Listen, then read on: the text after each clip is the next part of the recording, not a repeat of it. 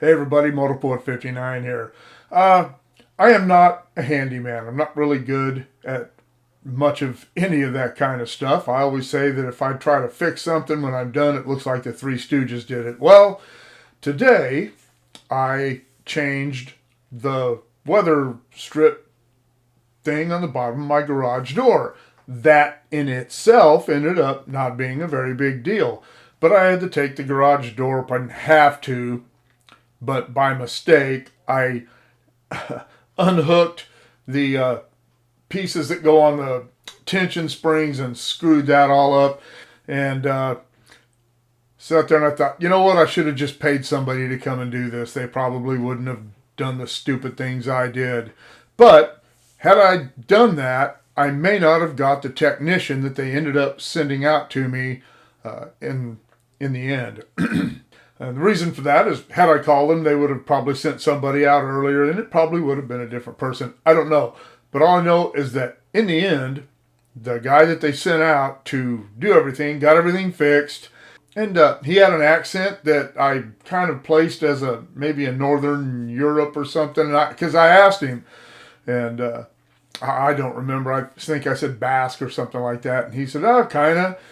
And as it turns out, he was born in Ukraine and moved to Israel. His family moved to Israel when he was 3. And we got into I'm not going to say it was a long conversation. We probably sat there and talked about things for maybe a half an hour while he tied things up and wrote the paperwork.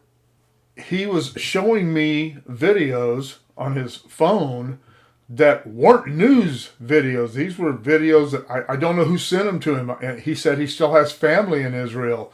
A video of a gunman, terrorist gunman, running down the street with a machine gun, shooting at people. And you could hear gunshots, and another one, gunshots in the background, and people unsure of what's going on. And he talked about how he knew what it felt like to have these rockets landing close enough to you where they were shaking your house and rattling your windows, and what it felt like to live somewhere where you're watching the rockets that they're shooting off.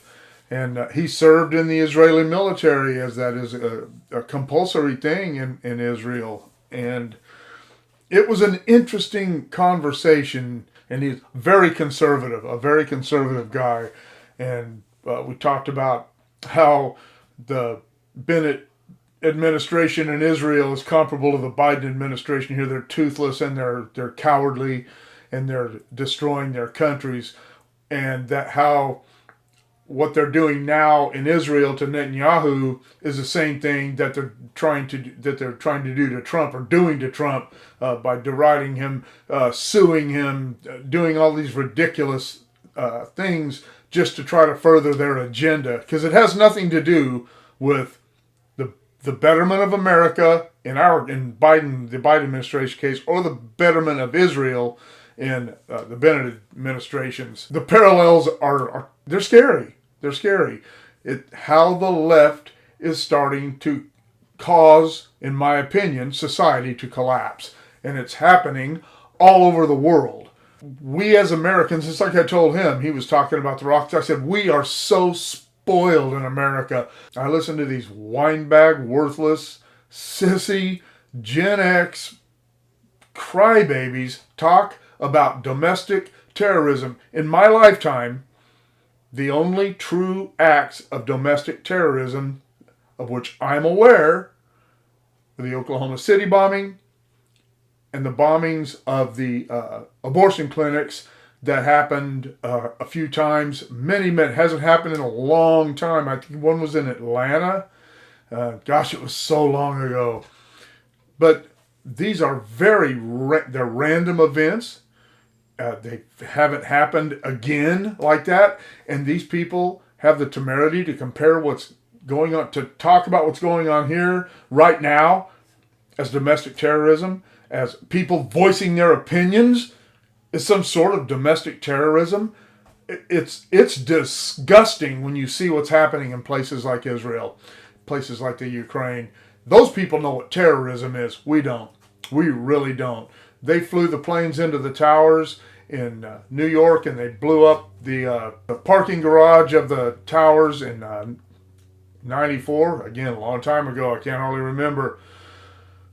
But those are really the only acts of terror that have ever been perpetrated upon the American people in their own country. That's it.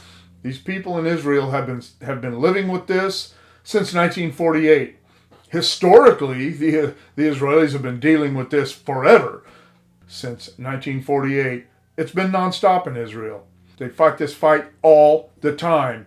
And you really don't see much about it in the news anymore. And you don't see it because the Biden administration is involving us in civil wars, in like the Russia-Ukraine thing. Trump kept us out of civil wars in the Mideast. And I was okay with that. I was fine with that. Those are not our fights. But Israel has been an ally of ours since 1948. And this young man told me that there have been 3 terrorist attacks in Israel in the last week, and 11 people have been killed. And I didn't hear anything about it. After he left, I went and got online and started digging through, and I found a Reuters piece about the gunman, and I'm assuming it was the gunman that he had a video of. It didn't show that particular piece that he was talking about. That didn't look like that. And then the CBS Morning News had about a 1-minute blurb about it. But he said something that was absolutely true. We spent the weekend with some friends of ours over in Trona, and we were talking about some of the things, and my buddy said, you know what?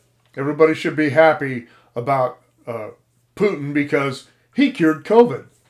And you know what I'm talking about. Once the Ukraine-Russia thing started, nobody was talking about COVID anymore. And this young man today said, now nobody cares about the Russia-Ukraine thing or what's going on in Israel because Will Smith slapped Chris Rock at the Oscars. And that's true. There isn't one conservative who should be forwarding that or making memes about it because it's a bullshit thing. Shut up about it. You are part of the problem. If you're a conservative and you're bringing that up, if you're a conservative and you still watch the Oscars and give that any weight at all, I'm ashamed of you. You should be ashamed of yourself. And if you are one of them that is furthering this silliness and not talking, continuing to talk about the things that are wrong in America right now and the things that are wrong in the world, and you're wasting everybody's time on this silliness, even if it's comical or you think it's comical, yeah, haha. But you know what? You're just giving it more traction. Stop it. And I find myself falling into that trap too. I ha-ha'd around with my buddy about it at coffee the other morning. But this young man had a point. People need to stop worrying about the silliness of entertainment and start paying attention to what's going on in the world.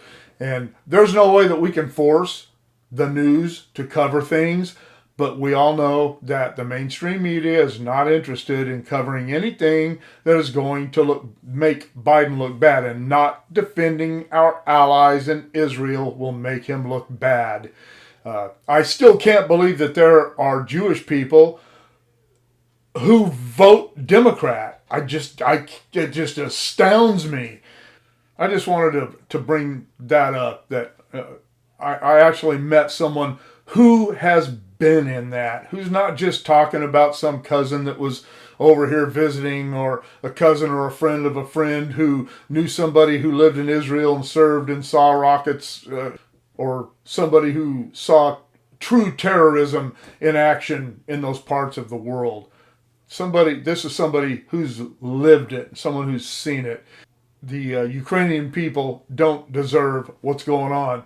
I even told this young man, I don't support Zelensky. I have absolutely no love for that guy. He's, in my opinion, he's a communist dictator thug just like Putin. And he didn't disagree with me. He didn't seem to be upset at all about my opinion where that was concerned.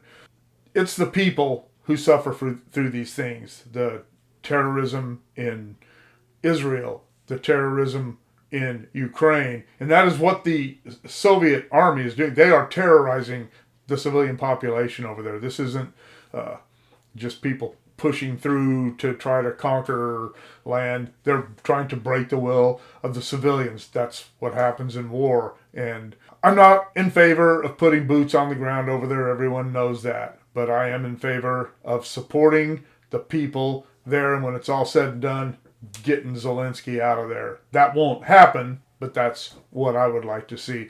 What do you think? How do you feel about all this? Do you know anybody who's been directly involved in this? Do you know any Israelis? Do you know any Ukrainians? I thought it was interesting. And let me know in the comments below. Shoot me an email at motorpoet59@gmail.com. Like, share, subscribe, click on the bell if you want to be notified of future content. We'll see you all later.